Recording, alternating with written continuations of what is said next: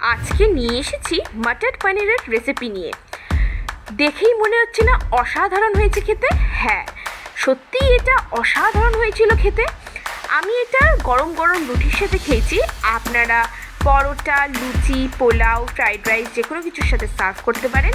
এটা সম্পূর্ণ নিরামিষ আর এটা বানানো খুবই সহজ। আসুন দেখে নেওয়া যাক আমার আজকের ভিডিওটি।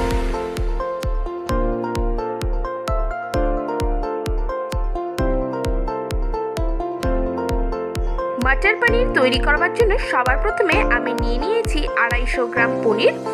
পনিরটাকে আমি এরকমভাবে কিউব কিউব করে টুকরো করে নিয়েছি। ম্যারিনেট করে নেব পনিরটাকে। তার জন্য প্রথমে আমি এর মধ্যে দিয়ে নিলাম পরিমাণ মতো নুন আর লঙ্কার গুঁড়ো। এবারে এই দুটোকে ভালো করে মিশিয়ে 5 মিনিটের জন্য রেখে দেব। 5 মিনিট পর দেখতেই পাচ্ছেন আমার মাখানো হয়ে গেছে। এবারে আমি এটাকে ফ্রাই করে নেব। তার জন্য কড়াইতে সাদা তেল গরম করতে দিয়ে দিয়েছি। তেল গরম হয়ে গেছে। এবারে লো ফ্লেমে পনিরগুলোকে আমি ফ্রাই করে নেব।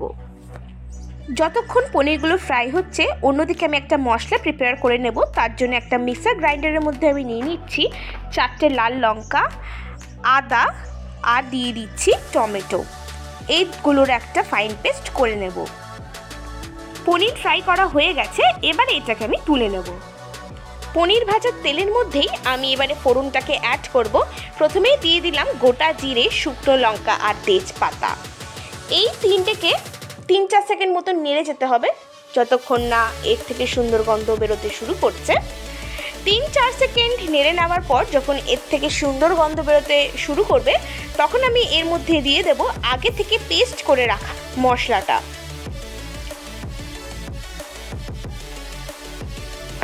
মশলাটা ততক্ষণ ধরে নেড়ে যেতে হবে যতক্ষণ না এর থেকে কাঁচা গন্ধটা চলে যাচ্ছে। মশলাটা যতক্ষণ ধরে কষানো হচ্ছে আপনারা অবশ্যই আমার ভিডিওটাকে লাইক করে আসুন এবং চ্যানেলটাকে যারা এখনও অবধি সাবস্ক্রাইব করেননি অবশ্যই সাবস্ক্রাইব করে আসবেন, যাতে নতুন নতুন ভিডিও আপনাদের কাছে সবার প্রথমে চলে যায়। এরপরে মশলা কষানোর পর আমি একে একে সব গুঁড়ো মশলাগুলো অ্যাড করে দিচ্ছি। প্রথমেই দিয়ে দিলাম হলুদ গুঁড়ো 1/2 tablespoon, 1 tablespoon Kashmiri red chilli powder, জিরের গুঁড়ো, পরিমাণ মতো নুন, এবারে অল্প একটু জল।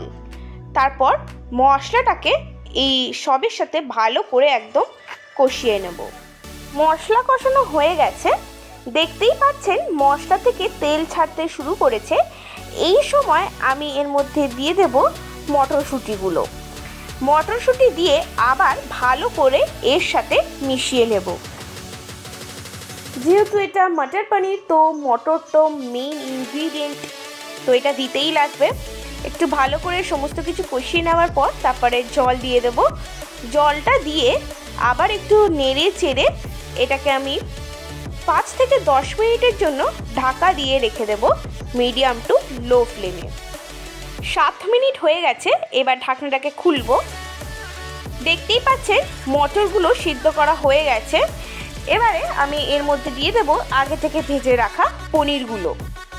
পনিরগুলো দিয়ে আবার একটু নেড়ে চেড়ে 2 মিনিটের জন্য ঢাকা দিয়ে রেখে দেব। এই সময় একদম লো ফ্লেমে করে ঢাকা দিয়ে রাখতে হবে, নাহলে কিন্তু পনিরগুলো ভেঙে যাওয়ার চান্স থাকে।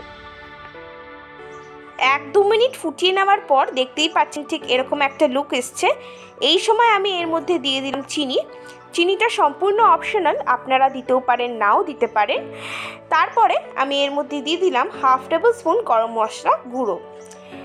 চিনিটা সম্পূর্ণ অপশনাল, আগেই বললাম, কিন্তু চিনিটা দিলে টেস্টটা ভালো আসবে।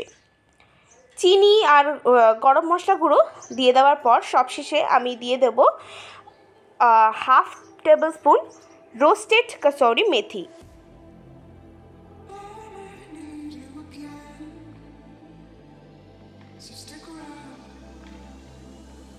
তৈরি হয়ে গেছে আমাদের আজকের রেসিপি মটর পনির। এইটা আপনারা অবশ্যই বাড়িতে ট্রাই করবেন এবং আমাকে কমেন্ট বক্সে কমেন্ট করে জানাবেন কেমন লাগলো।